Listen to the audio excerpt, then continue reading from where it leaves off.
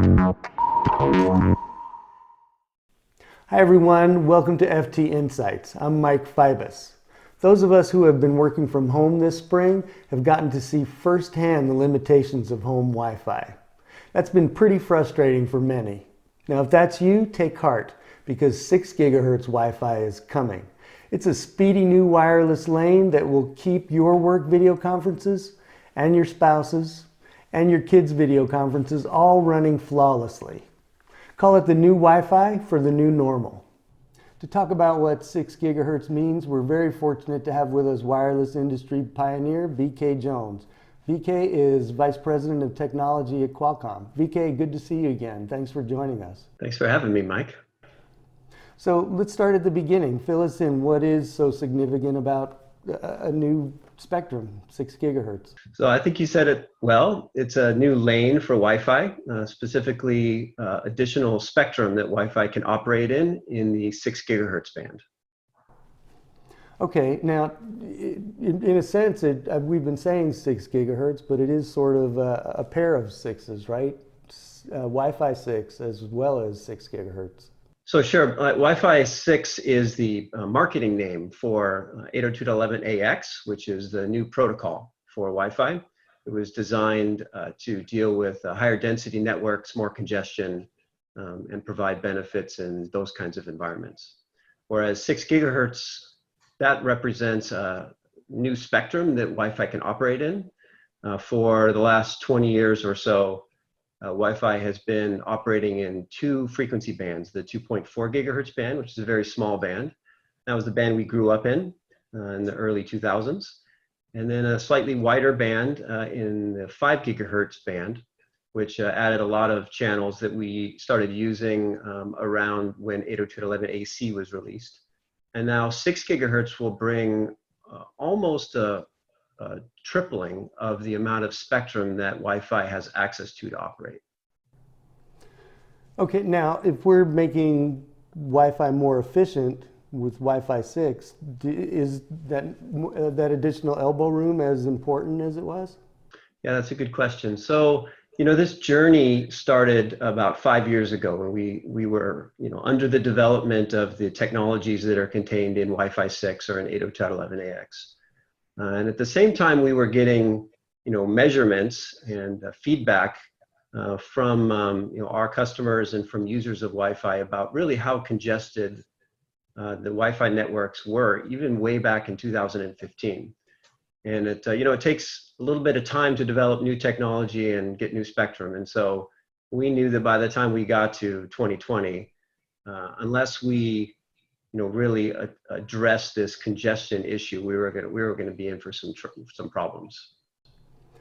Yeah, it's a good point, because at the same time we're growing the number of devices in everybody's home. I saw something where we're into the double digits now on average. Our house, I mean, we're not normal, but we've got several dozen devices on the network at any given time. Yeah, the number of devices, also the number of kinds of devices has been growing really at great pace over the last few years.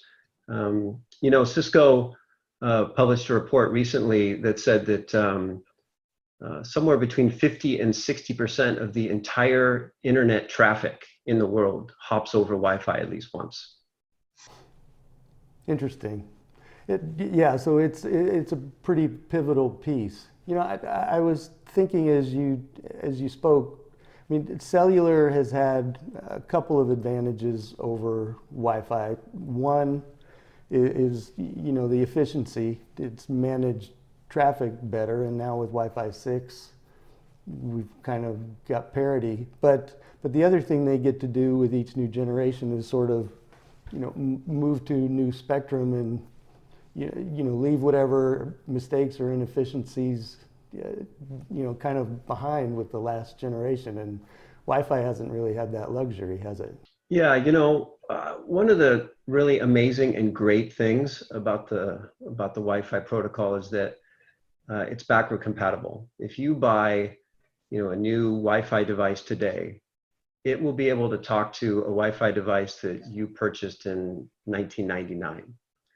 So that's that's pretty amazing and wonderful thing for consumers because you're not necessarily forced to upgrade every Wi-Fi device that you have whenever we come up with a new protocol.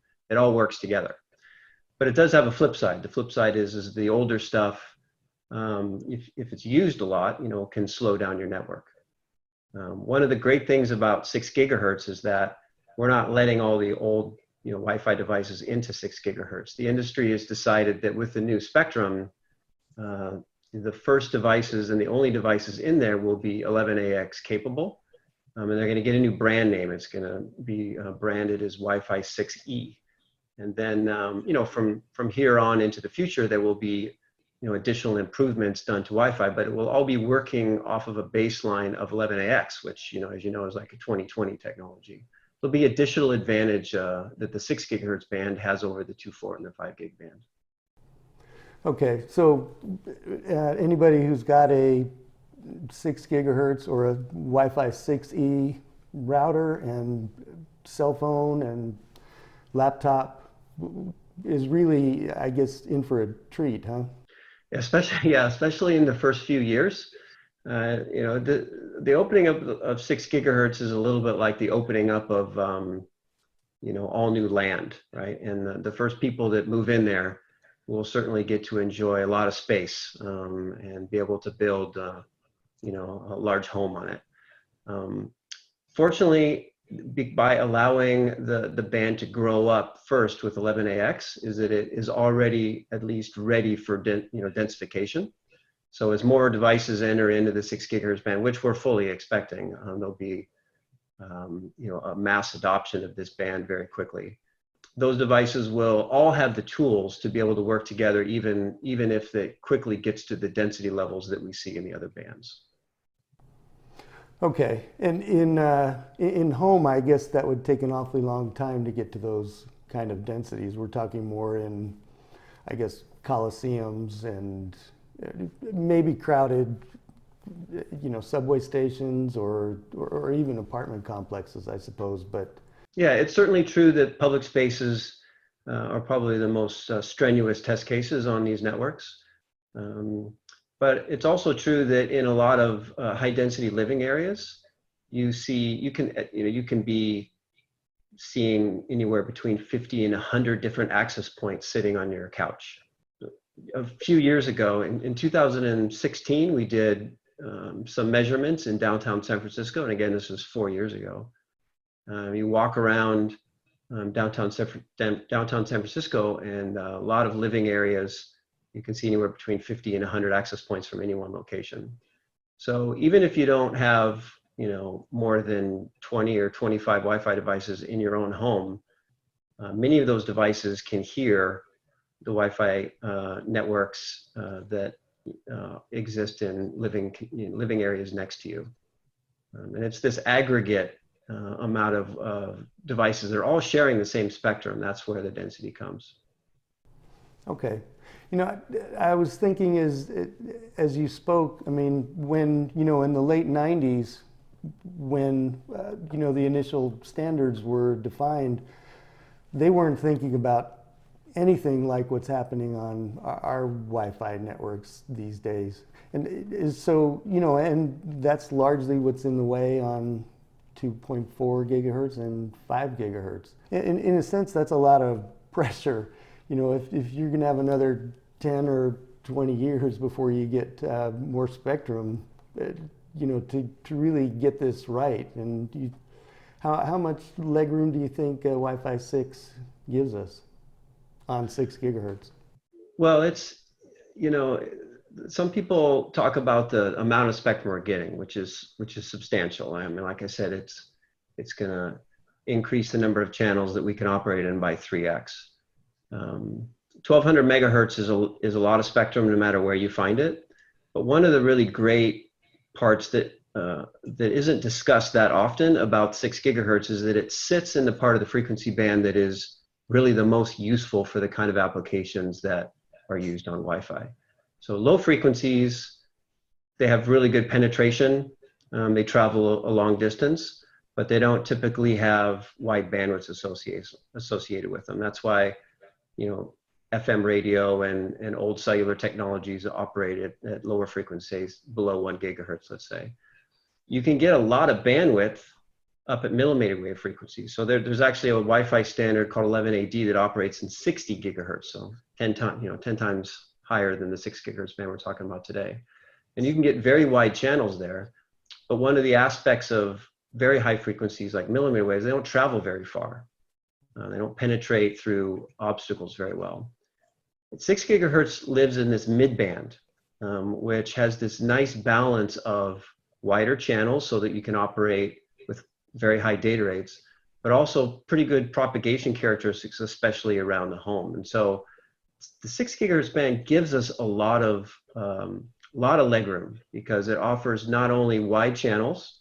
We're going to be able to operate with 160 megahertz, maybe 320 megahertz in some cases, wide channels, but it's mid-band spectrum that has essentially similar propagation characteristics that consumers experience today in 5 gigahertz. And we can bring the benefits of 6 gigahertz in relatively cost-effective manner because a lot of the circuits and antennas, for example, that we use today in 5 gigahertz can be sort of repurposed in 6 gigahertz without too much cost. So it's really 3 dimensions of benefits. Yes, there's more spectrum. That's what everyone talks about. But the fact that it's mid-band spectrum is almost just as important, and the fact that it's adjacent to an existing Wi-Fi band allows us to essentially create products much more quickly and much more cost effectively. Okay, interesting. Let's switch gears a little bit and talk about what people are experiencing now in the work from home era and the new normal. And it is sort of, I'll call it a happy coincidence, although the reason we're working from home isn't that happy, but that it really has exposed the limitations of how far we can go on 2.4 and 5 gigahertz. I could list probably 20 or 30 friends of mine that for a long time have been living with older generations Wi-Fi and not feeling necessarily a need to upgrade. And they've all called me in the last month asking, what do I do now? In my home, I have 2 boys that are doing online schooling. My wife is working with hospitals. She has to use video conferencing. I obviously, my job has essentially turned into a call center job, it feels like. Everybody's using video, and my kids complain when the latency is impacted on their Fortnite game. So yeah, we are definitely stressing the networking capabilities of our in-home networks, and the internet is held up pretty well. And I'll have to say, the service providers are also doing a good job. Plume published a report that showed the number of Wi-Fi devices that are being actively used, and in the month of March, it more than doubled in the matter of 1 week. So we're definitely at a time where we're seeing firsthand the benefits of having better in-home networking, and like I said, the timing of opening up more spectrum for wireless LAN couldn't be better. Yeah, and up until then, our complaints, were more about, what I call the internet rush hour. In the evening after dinner, there may be a video playing, a couple kids on Fortnite, social media, and if that goes down, it's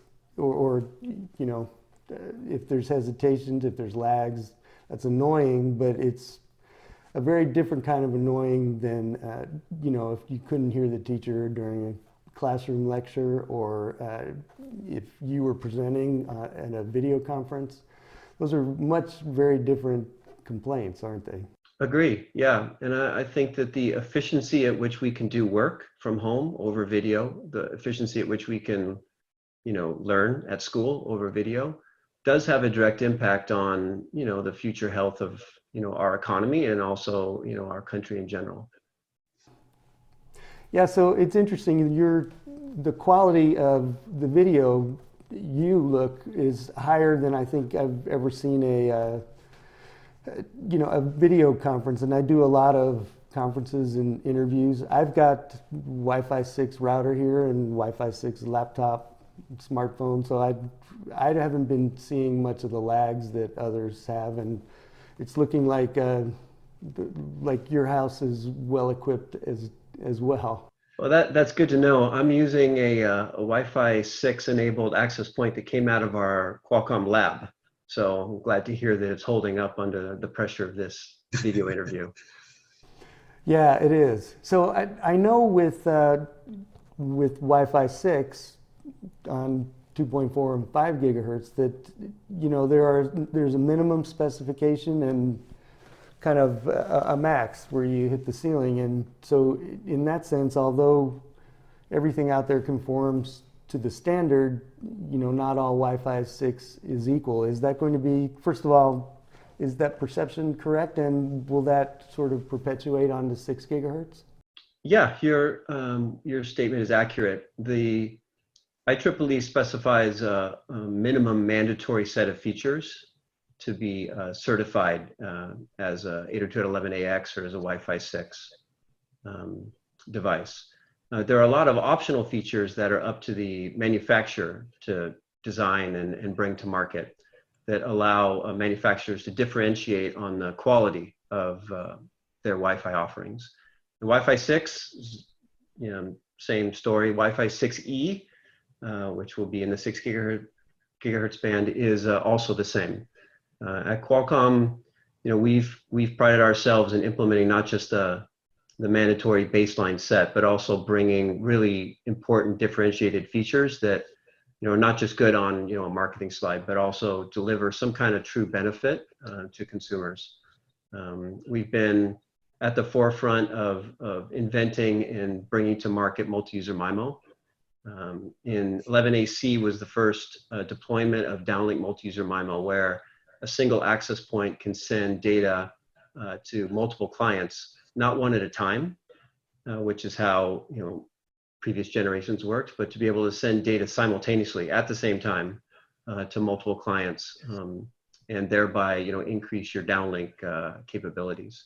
And in Wi-Fi 6, one of the really great features that Wi-Fi 6 is bringing, it's optional, but we've implemented it across our entire portfolio, is that a multi-user MIMO in the uplink.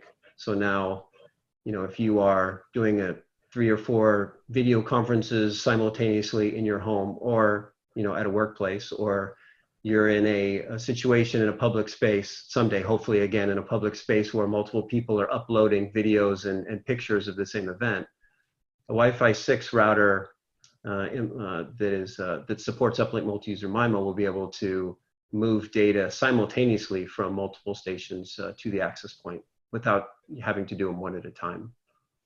Interesting. So, I mean, last winter, that would have sounded to me like purely an enterprise kind of feature, but almost laughable that anybody would think about 3 video conferences in the home at the same time. But we're all living that now, and chances in the way it's looking is that's going to be part of our reality for quite a while. Yeah, I think that's the new normal. Yeah, for sure. So, VK, what can't you believe I didn't ask?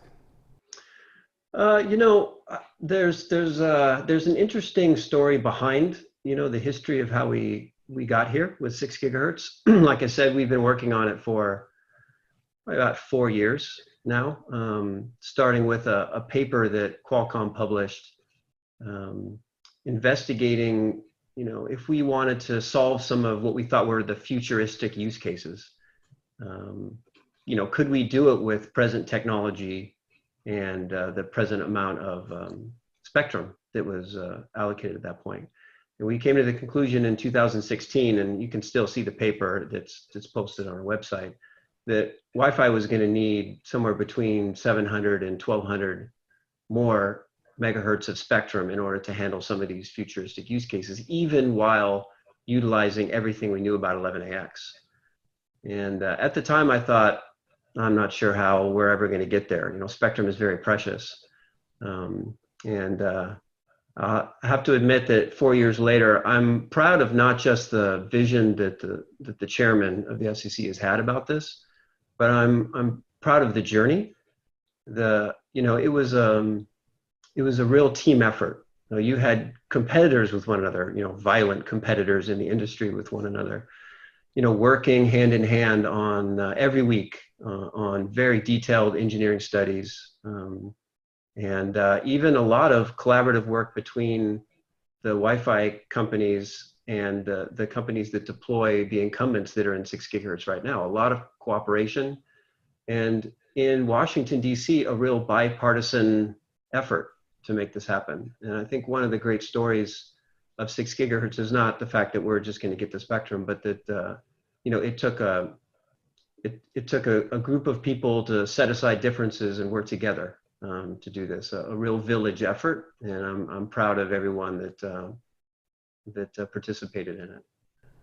Yeah, it's cool. It's quite an accomplishment. When do you think we'll start seeing 6 gigahertz products in the store?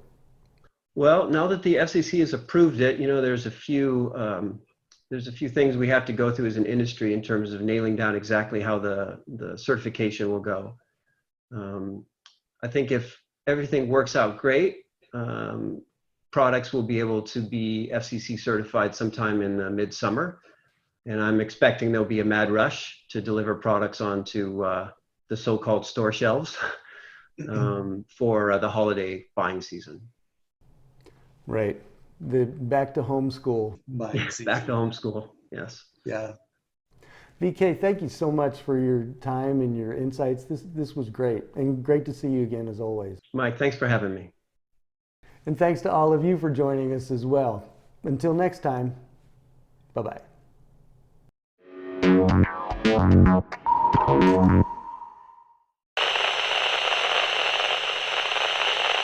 Yeah. It's so, by the way, I have a 6 gigahertz router here, and a PC that's 6 gigahertz. I'm lucky. Not sorry. Yeah, I was going to say those are illegal. Hello, Mike. Wi-Fi. I'm having Wi-Fi 6. Until July, those are illegal, Mike. You can't use it.